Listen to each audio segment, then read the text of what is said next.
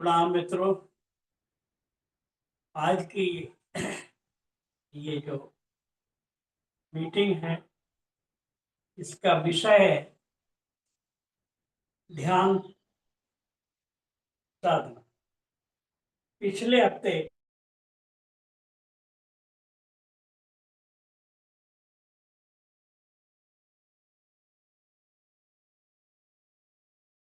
बारे में नाद होता है, वहां पर जब मेरी ऊर्जा आ जाती है, जब मूलाधार से उठ करके अनाहत चक्र तक आ जाती है, हृदय चक्र तक आ जाती है, तब प्रेम का आविर्भाव होता है।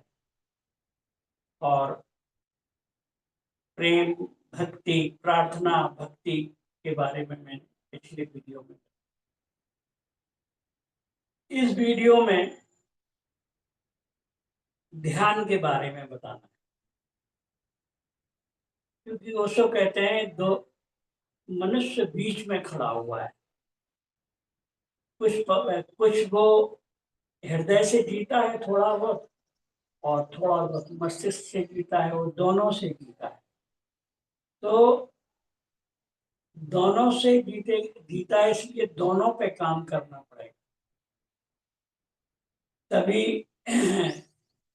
चेतना की गति आगे हो। तो भक्ति योग और प्रेम, गुरु के लिए से आपका प्रेम, परमात्मा से प्रेम, ये भक्ति, प्रार्थना और भक्ति, वो एक रास्ता है। एक दूसरा रास्ता है योग और ध्यान। तो शरीर शुद्धि के पहले मैं हठ योग की बात कर चुका हूँ, योग की बात कर चुका हूँ। अब ध्यान की बात करते हैं। अब ध्यान अगर पतंजलि के माध्यम से लें, तो ध्यान के पहले आता है धारणा।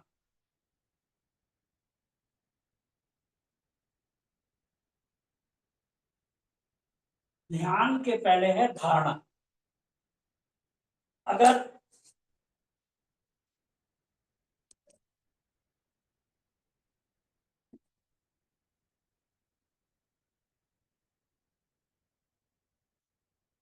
अब दिख रहा होगा,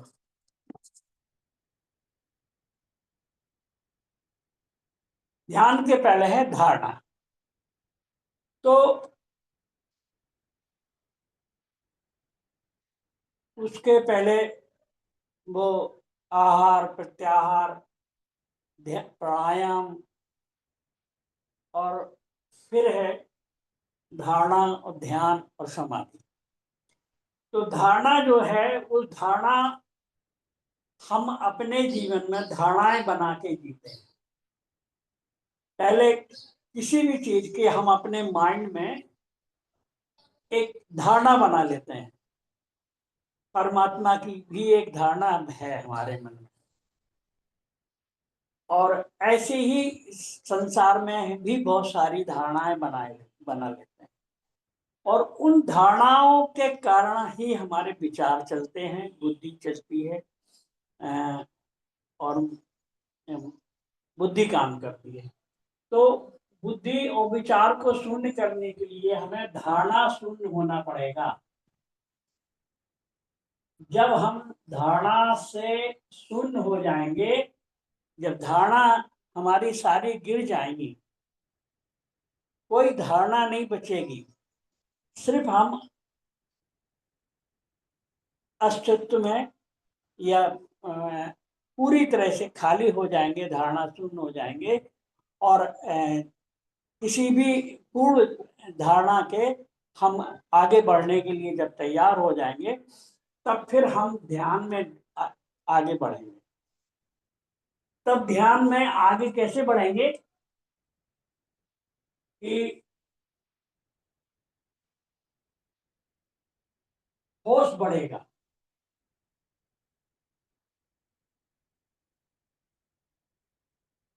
अवेयरनेस कहते हैं इसको कृष्णमूर्ति, अवेयरनेस। तो अवेयरनेस या होश बढ़ेगा तो इसको महावीर कहते हैं विवेक।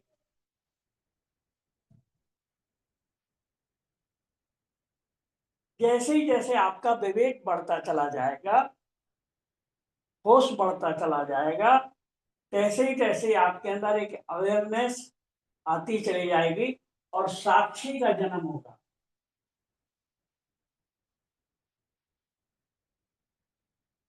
साक्षी आप समझ पाएंगे, उसके पहले साक्षी आप नहीं समझ पा रहे हैं। साक्षी की बातें कर रहे हैं खाली कि ओशो को सुन लिया या किसी गुरु को सुन लिया, या हम साक्षी की बात कर रहे हैं। लेकिन साक्षी क्या होता है, ये जब ही जगेगा जब आपका होश बढ़ेगा, धारणा शून्य हो जाएंगे तो विचार, धारणा जब शून्य होंगे तो विचार शून्य हो जाएंगे, विचार क्षीण हो जाएंगे। पहले तो क्षीण होंगे, उसके बाद कम हो जाएंगे, विचार क्षीण होकर के शून्यता की स्थिति की तरफ आगे बढ़ेंगे, विचार शून्यता की तरफ आगे बढ़ेंगे।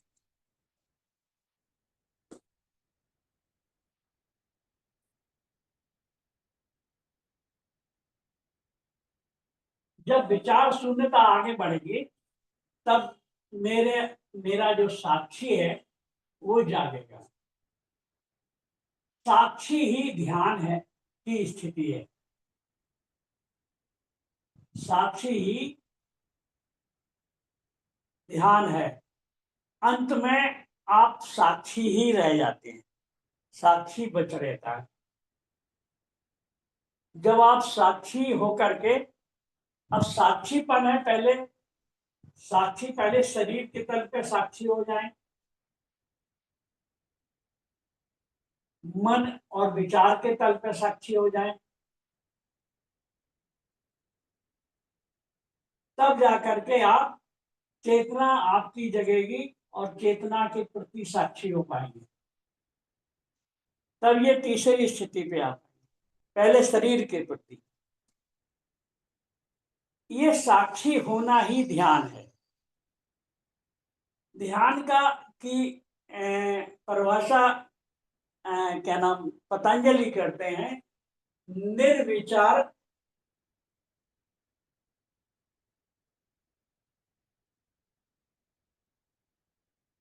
निर्विचार चैतन्य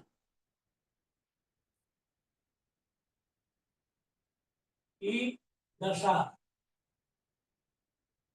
निर्विचार चैतन्य की दशा ही ध्यान है। अब निर्विचार कब होंगे, जब आपकी धारणा आप छोड़ देंगे, धारणा जब छोड़ देंगे तो आपके अंदर साक्षी जगेगा और ध्यान की स्थिति आएगी। तब जाके आप साक्षी को पहले शरीर के ऊपर लगाएंगे। तो शरीर के प्रति आप जब साक्षी होंगे, जागेंगे, तो शरीर में क्या जरूरत है, कि शरीर को कहाँ भूख लग रही है, प्यास लग रही है, नींद लग रही है, चलना फिरना या थकावट हो रही है, आप शरीर के प्रति जागेंगे। शरीर के प्रति आपके होश बढ़ेगा, अवेयरनेस बढ़ेगी। और जब आप उसी समय गहरे और जाएंगे तो आपके विचार भी आपको दिखने लगेंगे। जब विचार दिखने लगेंगे तो विचारों के प्रति आप जागेंगे। अब विचार क्या होते हैं, विचार हमारी स्थिति, तो भूत काल की स्थिति में चलते हैं, मतलब पास्ट में चलते हैं। भूतकाल में विचार चलते हैं, या तो हम किसी मेमोरी में खोए होते हैं कोई हमको पुरानी यादें हैं, किसी ने कुछ कह दिया था, किसी से कोई बात हुई थी आज से 50 साल पहले, 20 साल पहले, 10 साल पहले किसने क्या कहा था, वो सारी बातें हमारी मेमोरी में फीड है। तो मन या तो भूत में विचार हमारे मेमोरी में चलते हैं या भविष्य में के लिए चलते हैं, या भविष्य में जाता है मन। तो भविष्य की हम योजनाएं बनाते हैं कि हमको मकान बनाना है, हमको गाड़ी खरीदनी है, हमको देश में पद प्रतिष्ठा कमानी है, सम्मान पाना है, इज्जत पानी है, और बहुत सारी भविष्य की योजनाओं के में हम हमारा मन डोलता रहता है। तो विचार दो ही स्थितियों में डोलता है, यह तो भूत में फंसा होगा, भूतकाल में, पास्ट में, या फ्यूचर के लिए, या तो प्लानिंग बना रहा होगा आगे की, या पिछली यादों में खोया होगा। लेकिन वर्तमान में नहीं आता है।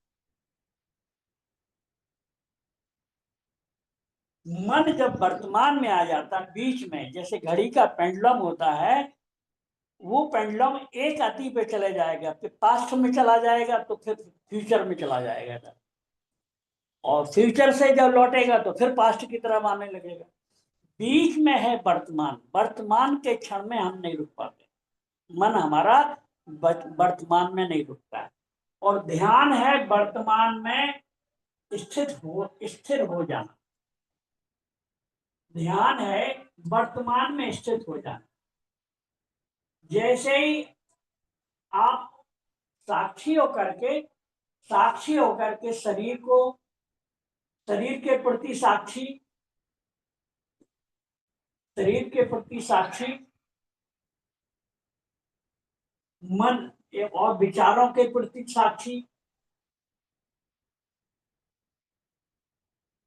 साक्षी हो जाएंगे, और क्रियाओं के प्रति साक्षी। कोई भी क्रिया, जैसे मैं इस समय लिख रहा हूं, इस क्रिया को एक तो आगे लिखना हो रहा है, शरीर लिख रहा है, पीछे साक्षी होकर के देखने वाला देख रहा है। तो क्रियाओं के प्रति साक्षी रहे। जब तीनों तरह से आप साक्षी हो जाएंगे, तो आपके विचार ऑटोमेटिकली शांत होने लगेंगे, और एक स्थिति आएगी जब आप निर्विचार हो जाएंगे। जब निर्विचार हो जाएंगे, तब वो ध्यान की स्थिति आएगी, उसके पहले ध्यान नहीं है। ये तो मैंने पतंजलि के हिसाब से समझाया। अब मैं समझाता हूं बुद्ध के हिसाब से।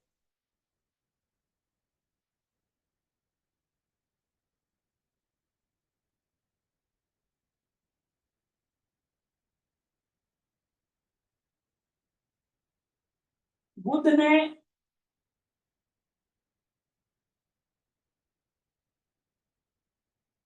साक्षी पर ही जोर दिया।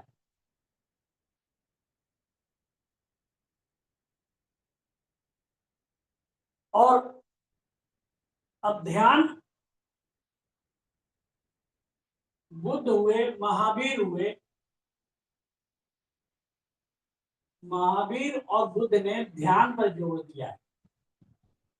बकाया ज्यादातर जितने संत हुए हैं वो भक्ति के रास्ते से गए, लेकिन ये बुद्ध और महावीर हैं, ये ध्यान के रास्ते ही ज्ञान को उपलब्ध हुए हैं, ध्यान को उपलब्ध हुए हैं, या परमात्मा को उपलब्ध हुए हैं, या ये को आत्म साक्षात को, सेल्फ रियलाइजेशन को उपलब्ध हुए हैं।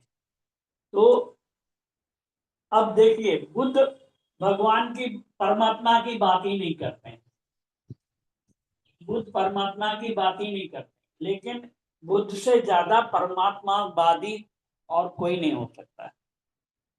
महावीर भी परमात्मा की बात नहीं करते हैं, ना बुद्ध कर रहे हैं ना महावीर कर रहे हैं, लेकिन ये आत्मा की बात कर रहे हैं।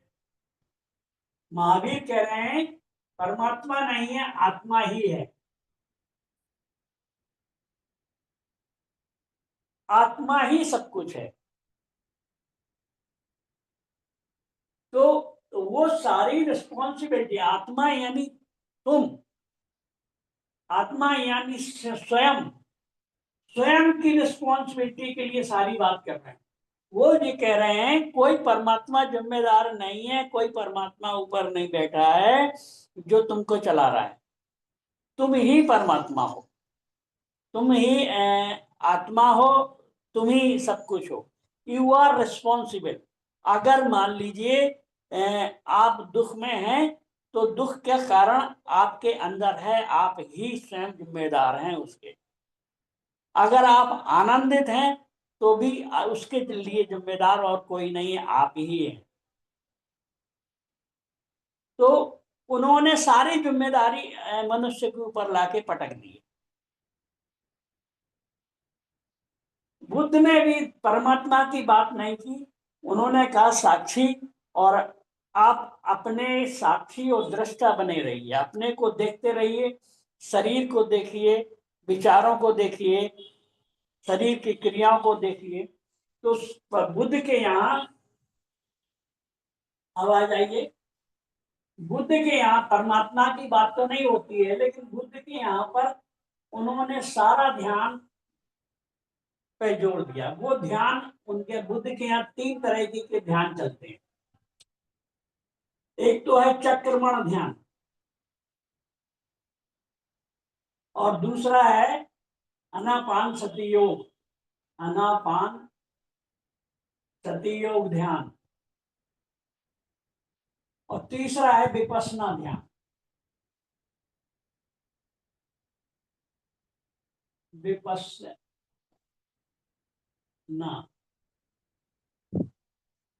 विपश्यना ध्यान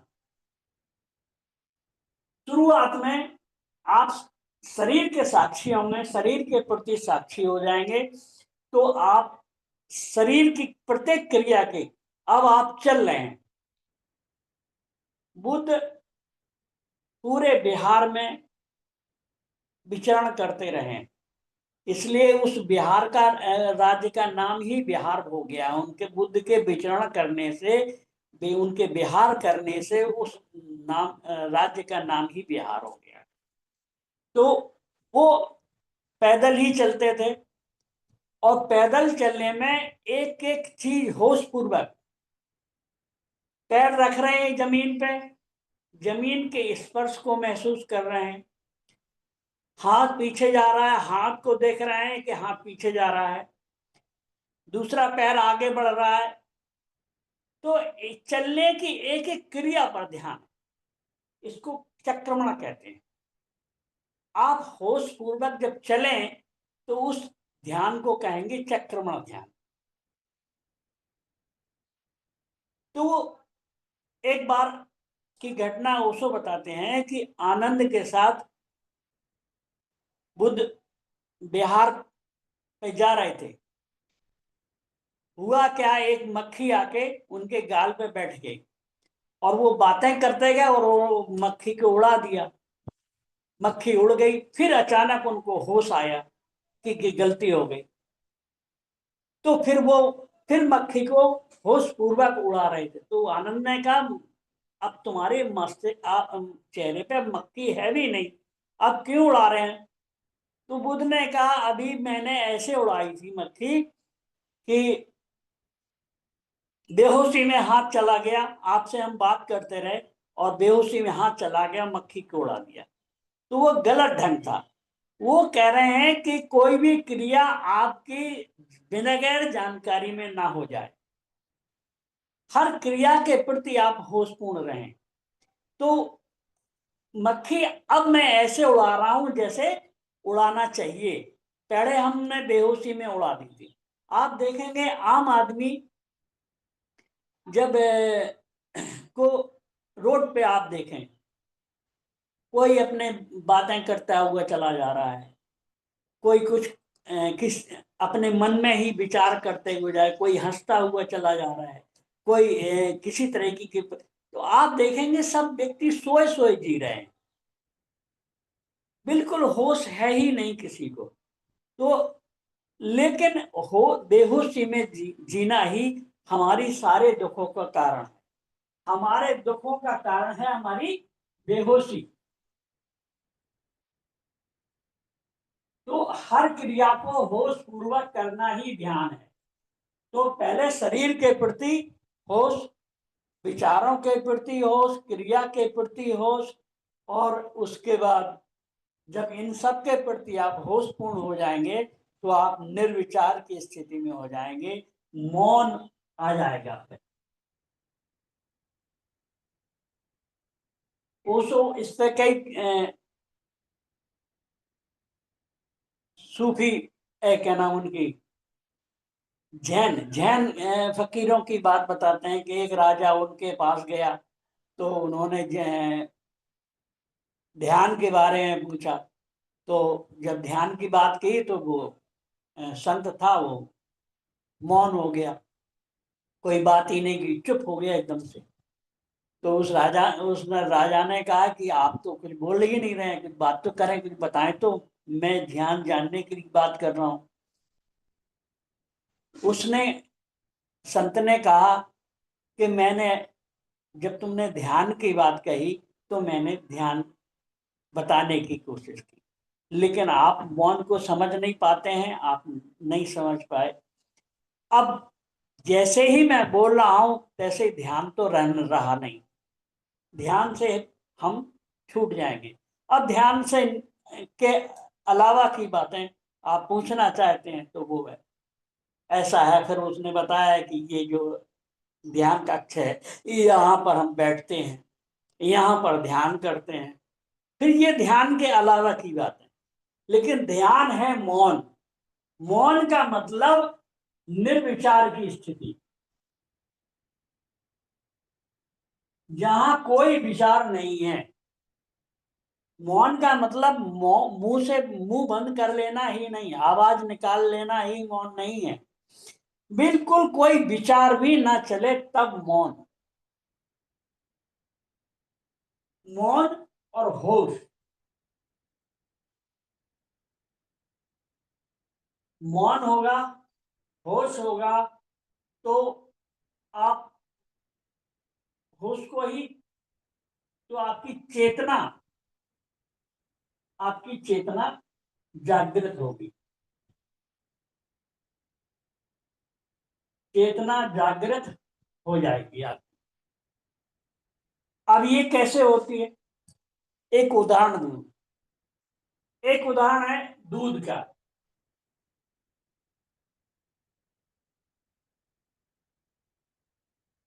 ऐसे आप दूध देखेंगे, अगर हम आपसे कहें कि इसमें क्या है तो आप नहीं बता पाएंगे। लेकिन जब दूध को हम दही बना देंगे तो उसकी स्टेट चेंज हो गई, उसकी स्थिति चेंज हो गई। जब उस दूध से क्या आपने दही बनाया तो उसका स्वरूप बदला। अब दही को अगर आप मथ दीजिए, जब दही का मथेंगे उसको, मथने पर उससे घी घी निकलेगा। दूध में आपको घी नहीं दिखाई दे रहा था, न दही दिखाई दे रहा था। ऐसे ही ये शरीर है, इस शरीर में हमको ना मन विचार दिखाई दे रहे हैं और ना ही हमको चेतना दिखाई दे रही है। लेकिन दूध का जब दही बनाएंगे तो आप विचारों को देख पाएंगे, ध्यान को हो पाएगा आपका। और जब ध्यान होगा तो आपके अंदर चेतना जागृत होगी। आपकी चेतना, होश और चेतन, तो उस चेतना को घी समझ लीजिए आप। उससे घी का निर्माण होगा, जैसे दूध से घी का निर्माण हुआ, ऐसे ही आपके अंदर एक चेतना का जन्म होगा। वो चेतन स्वरूप आत्मा ही आप हैं। वही आत्मा अब आती है, आत्मा को परमात्मा को समझा। जब आप, हालांकि इसको हम एक बताना चाह रहे हैं और अलर्ट भी करेंगे। चेतना, जब आप इस स्थिति में पहुंचेंगे, निर्विचार की स्थिति में आएंगे, तो आपके अंदर चेतना का जन्म होगा, एक प्रकाश दिखाई देगा। उस प्रकाश का आकार ऐसा होगा जैसे दीपक की लौ जलती है। इसको चेतना कहेंगे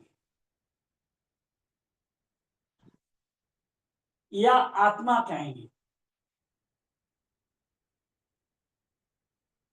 इसको क्या कहेंगे? आत्मा। अब और आगे बढ़ाते हैं आपको।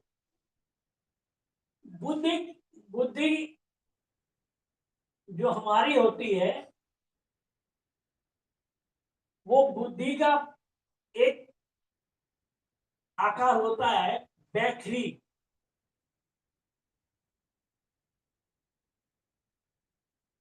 बैखरी का मतलब होता है कि बातचीत। बुद्धि का एक तल होता है बैखरी का, बात से ही, विचारों से ही, बातों से ही हम समझा सकते हैं, किसी चीज को बता सकते हैं। फिर बुद्धि के दूसरी स्थिति होती है मध्यमा, और तीसरी स्थिति होती है पश्यंती, और चौथी स्थिति होती है परा। उल्टा करें इसको, इसको ऊपर रखें, बैखरी के बाद है, इसको ऊपर करें तो बैखरी 1 2 3 4, बैखरी नीचे है और आगे है पश्यंती। पश्यंती के मतलब देखना। एक स्थिति आपकी बुद्धि का वो तब आ जाएगा जब होश बढ़ेगा आपका। जब होश बढ़ेगा तो आपको ये चेतन, ये दिखाई देगी। दिखाई देने का मतलब हो गया आपकी बुद्धि पश्यंती में आ गई, तब आपको ये प्रकाश दिखाई देगा। जब पश्यंती की स्थिति होगी, जब आपकी बुद्धि देखने की लायक क्षमता आ जाएगी, तब आपको प्रकाश दिखाई देगा। और कभी अब ध्यान में होगा क्या, कभी आप बैखरी में होंगे, बातचीत में आ जाएंगे, और कभी आप पश्यंती में आ जाएंगे। तो कभी आपको दिखाई दे रहा, कभी नहीं दिखाई दे रहा, उस बीच की स्थिति को मध्यमा कहेंगे। कभी आप पश्यंती में चले गए देखने में, अंदर आंख बंद करी, ध्यान किया, देखने में आप आत्मा को देख पा रहे हैं, तो वो आपकी पश्यंती की दशा है। और फिर आप आंख खोल के बाहर आ गए, फिर संसार की बातें कर रहे हैं, फिर आप बातें करने लगे, समझाने लगे लोगों को, तो वो बैखरी की स्थिति है। इन दोनों के बीच की स्थिति को हम मध्यमा कहते हैं। कभी हम पश्यंती में चले गए, कभी हम बातचीत में चले गए। तीसरी स्थिति पर पश्यंत की होगी। चौथी स्थिति जब ये तीनों के पार स्थिति हो जाती है, तब हम परा में चले गए, परा बुद्धि हो जाती है।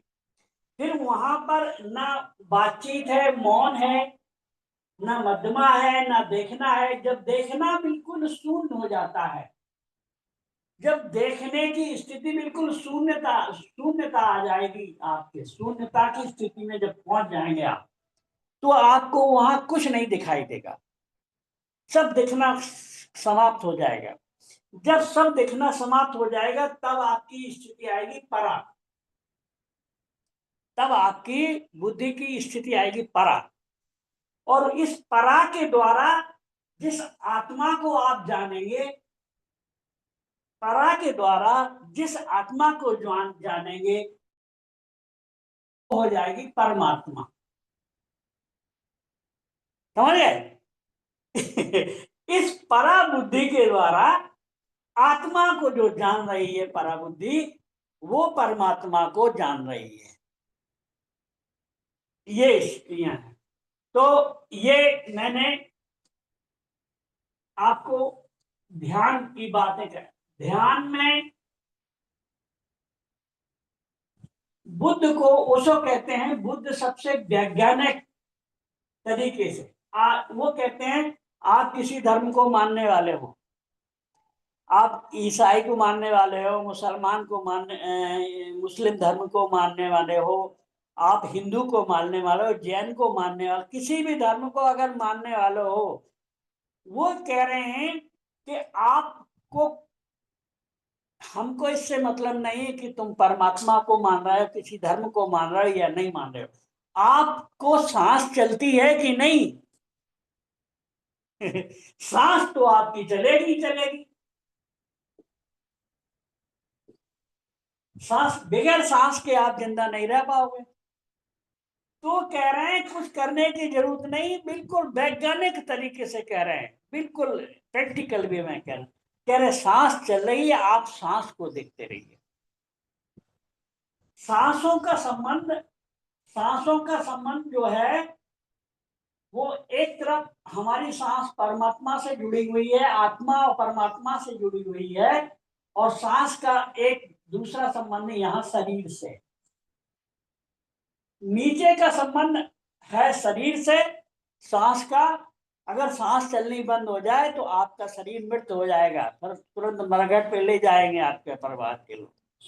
सांस ही है जिससे आपका शरीर जिंदा है, और सांस ही है जिस जो परमात्मा से जुड़ी हुई, जो परमात्मा की एनर्जी आपको भेजती रहती है, जिसके बिना आप जिंदा नहीं रह सकते हैं।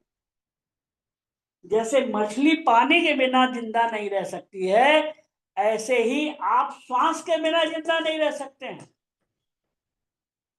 श्वास ही आपको आपका जीवन है। तो कह रहे हैं कि आप, वो बुद्ध कह रहे हैं कुछ नहीं करना, आपको श्वास को देखते रहना है, श्वास को देखना है, और श्वास को देखते देखते आप परमात्मा से जुड़ जाएंगे।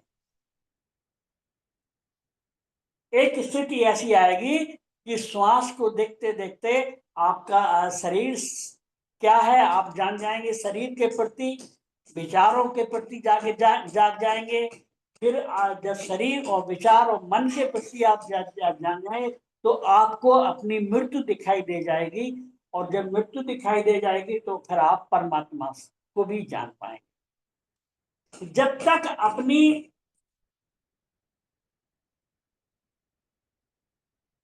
एक ऐसी स्थिति आ जाएगी कि सांस बिल्कुल रुक जाएगी, आपको लगेगा कि मेरे सांस ले ही नहीं रहा हूं। तो जब सांस नहीं ले रहे हो तब भी तुम हो, तब भी देखने वाला है कोई, जानने वाला है कोई, वही हैं आप। तो इसको जो जान लेता है वो अपने को जान लेता है और परमात्मा को जान लेता है। अब मैं आपको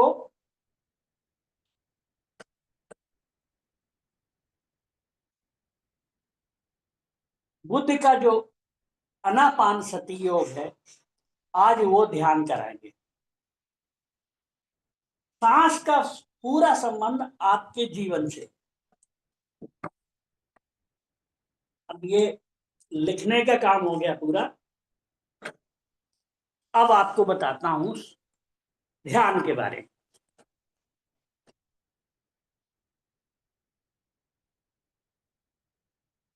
श्वास का हमारे जीवन से बहुत बड़ा संबंध है। अगर हमने श्वासों को जान लिया तो अपने को जान लिया, पूरी स्थिति को जान लिया। आप श्वास को जब देखेंगे, उसको देखते देखते देखते देखते आइए कि जब आप चल रहे हैं तब आप अलग तरीके की सांस चल रही है, जब कोई काम कर रहे हैं तो अलग तरीके की सांस चल रही है, जब आप क्रोध में हैं तो अलग तरीके की सांस चल रही है, जब शांत और आनंद की स्थिति में है तब अलग तरीके की सांस चल रही है, जब आप काम या वो भोग में लगे हुए हैं तब आपकी स्थिति अलग। तो जब आप सांसों को पूरी तरह से जानने लगेंगे तो आपका जीवन ही अलग बदल जाएगा, तो आपका जीने का ढंग बिल्कुल बदल जाएगा। फिर आप जब सांसों पे कंट्रोल कर लेंगे तो आप अपने जीवन पे कंट्रोल कर लेंगे। मान लीजिए आप क्रोध आपको उठ रहा है। क्रोध में सांस अलग ढंग की चलती है। और अगर मान लीजिए आपने सांस को अपने नीचे नाभि के तल पे ले आए, सांस को शांत कर लिया, तो फिर आप क्रोध नहीं कर पाएंगे।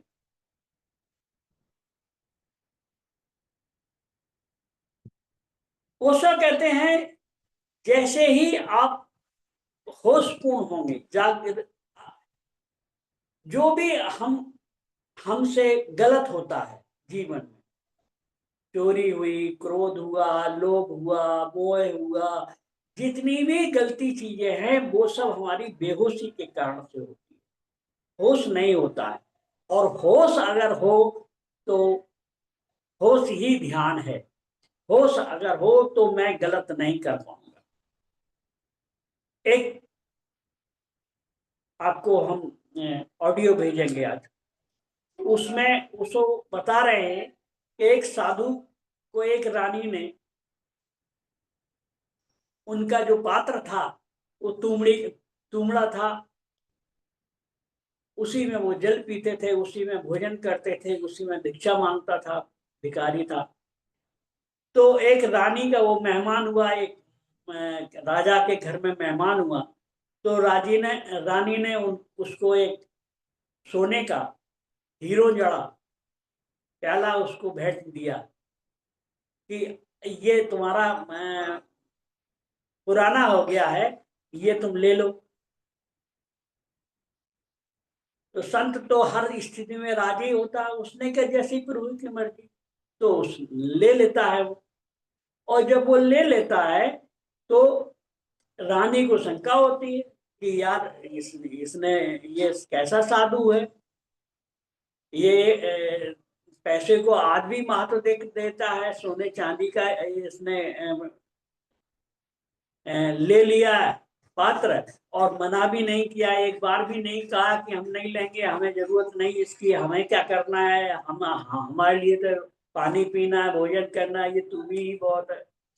नंग धड़ंग फकीर जिसके पास कुछ नहीं, मैले कुचैले कपड़े, उसको वो पात्र लेकर के जब वो चला तो रास्ते में एक चोर ने देखा कि इस फकीर के पास इतना सुंदर सोने का पात्र है, कटोरा है, तो वो पीछे लग गया। फकीर समझ गया कि ये मेरे पीछे नहीं आ रहा है, ये पात्र के पीछे आ रहा है। तो फकीर जब संत कह लो, फकीर कह लो, जब वो अपनी झोपड़ी में पहुंचा, झोपड़ी में कोई दरवाजा तो था नहीं, तो उसने वो खिड़की से बाहर फेंक दिया, जहां पर छुपा बैठा था चोर, उस चोर ने उस पात्र को उठा लिया। लेकिन उसके दिमाग में आया कैसा फकीर है, उसने इस पात्र को फेंक दिया।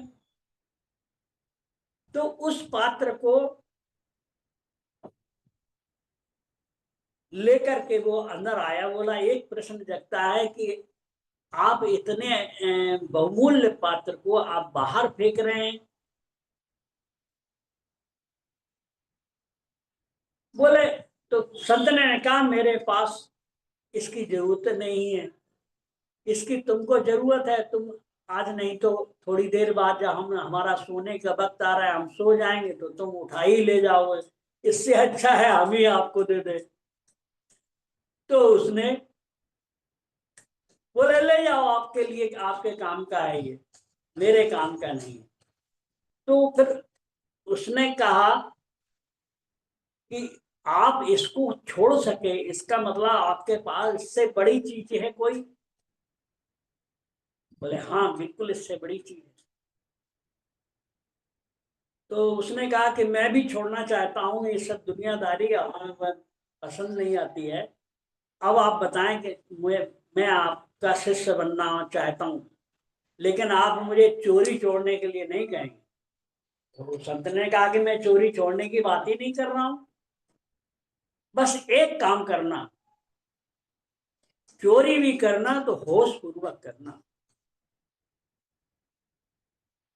जो भी क्रिया करना होश पूर्वक करना। तो वो चोरी करने के लिए गया, उनका चेला बन गया, चोरी करने के लिए गया तो वो होश पूर्वक ताला तोड़ता है, तिजोरी का ताला तोड़ करके वहां से सोने का सामान, जेवरात, हीरे सब इकट्ठे करता है होश पूर्वक। लेकिन जब इकट्ठे करता है तो उनको लेके जाने की इच्छा नहीं होती, फिर वो उठा के रख देता है और वापस चला आता है। एक बार हो जाता, सोचता है कि आज हमारी मनस्थिति ठीक नहीं है, चलो कल करेंगे प्रयास। दूसरे दिन फिर जाता है, होश पूर्वक काम करना है, गुरु ने कहा है, तो हर चीज को होश पूर्वक करता है। होश पूर्वक वो चोरी नहीं कर पाता है, अंदर से गिलानी आती है, अंदर से आत्मग्लानि पैदा होती है, क्या कर रहे हो तुम, और वो चोरी नहीं कर पाता है। एक दिन वो लौट के फिर साधु के संत के पास आया, बोला आपने मुझे धोखा दिया। बोले हमने क्या कहा, मैंने तो सिर्फ ये कहा कि होश पूर्वक काम करना।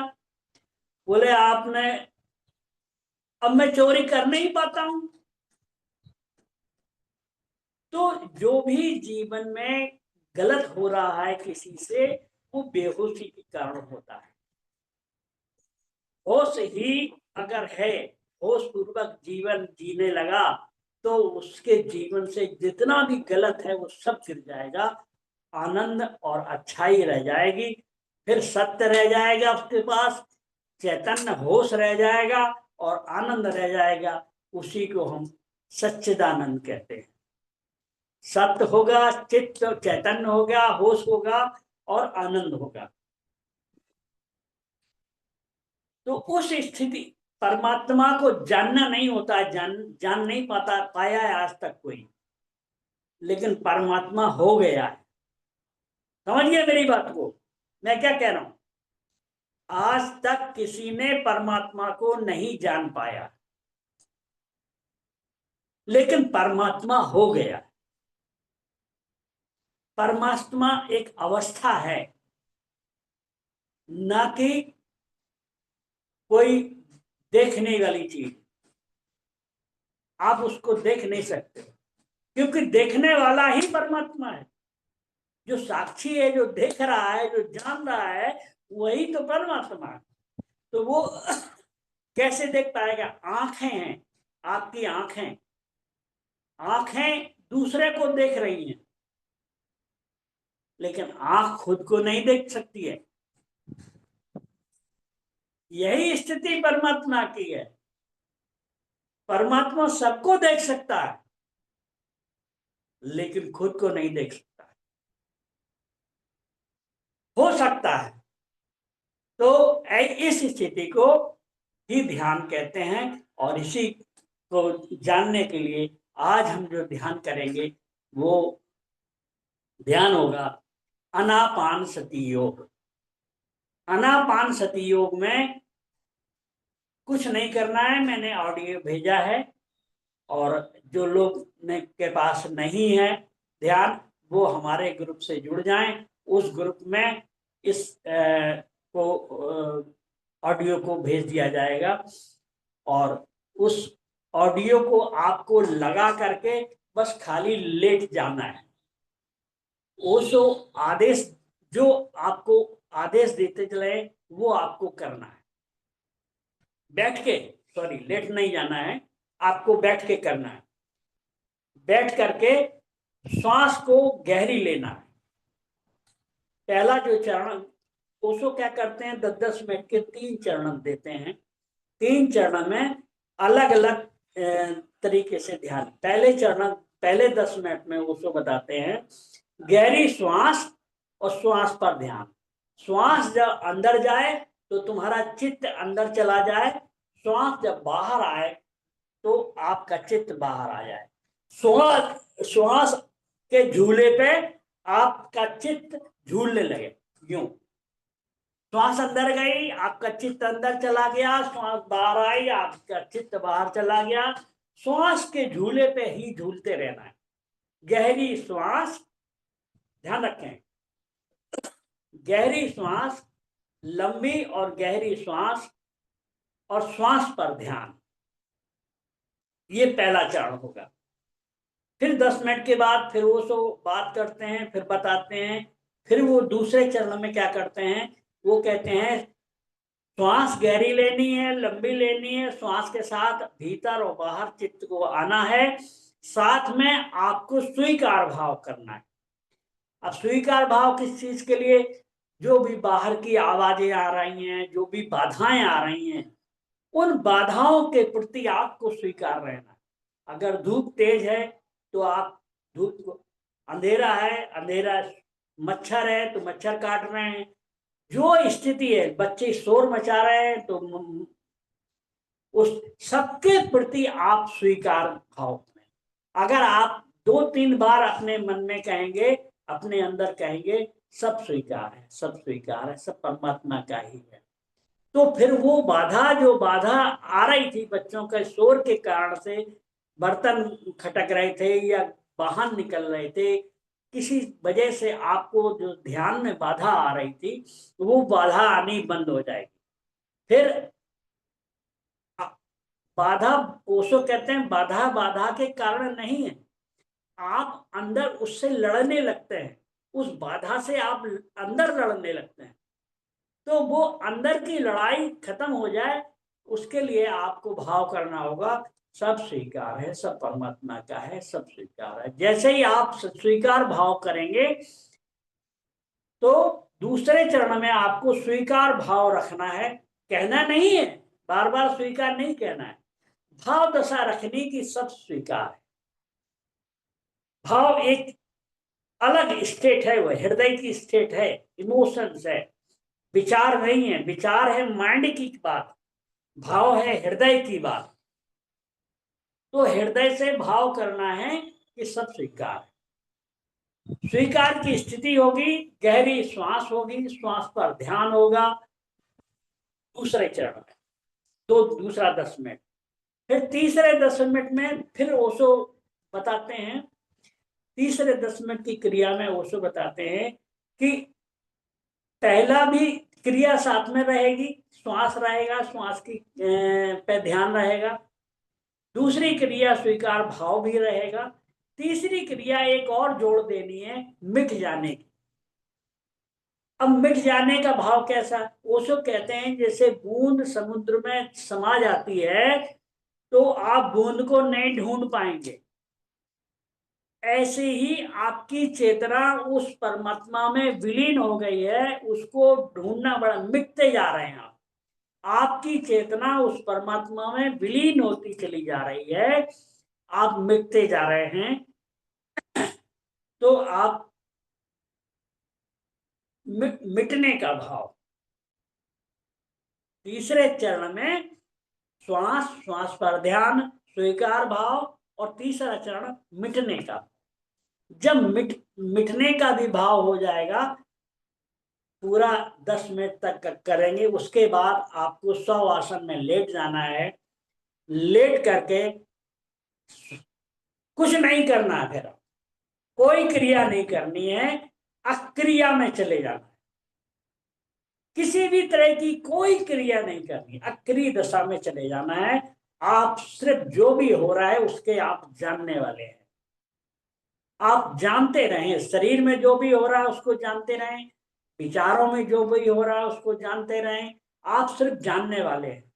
ना आप ये कहें कि अगर गलत विचार आया तो ना आप ये कहें कि अरे यार गलत विचार आ रहा है, जहां आपने गलत कह दिया तहां विचार आपके अंदर चला जाएगा, वो फिर निकल नहीं पाएगा, फिर आप उससे खाली नहीं हो पाएंगे। अगर आपने अच्छा विचार आया और आपने उसकी तारीफ कर दी, अगर आपने अच्छे विचार की तारीफ कर दी, तो फिर वो भी आपकी मेमोरी में जाके फीड हो जाएगा, फिर वो बार बार आएगा, आप उससे मुक्त नहीं हो पाएंगे। तो आपको कुछ नहीं कहना है, ना अच्छे को अच्छा कहना है, ना बुरे को गलत कहना है, आप ऐसे साक्षी रहें जैसे रोड पे वाहन निकलते रहते हैं, आपकी कोई प्रतिक्रिया नहीं होती है, ऐसे विचार निकल रहे हैं, आपकी कोई प्रतिक्रिया नहीं है, आप सिर्फ साक्षी हैं और लेटे हुए 10 मिनट तक आप लेटे रहें, इसी दशा में आप जानते रहें, साक्षी रहें। 10 मिनट के बाद आपका ध्यान पूरा हो जाएगा। ये आनापानसति योग है। इसको पूरे हफ्ते आपको ध्यान करना है। 1 हफ्ते के बाद आपको अपनी स्थिति, कोई आपको दिक्कत हो रही, कोई परेशानी हो रही, कोई प्रश्न उठ रहा है, कोई किसी भी तरह की कोई आपके मन में विचार आ रहा है, प्रश्न आप जगता है, या कोई शारीरिक मानसिक किसी तरह की कोई दिक्कत है, तो आप अगले हफ्ते की जो मीटिंग होगी उसमें आप पूछ लें, जाने। तो आनापानसति योग आप लगाए, ध्यान को करते हैं। हम रिकॉर्डिंग बंद कर दीजिए, अब ध्यान में डूबिए, क्योंकि रिकॉर्डिंग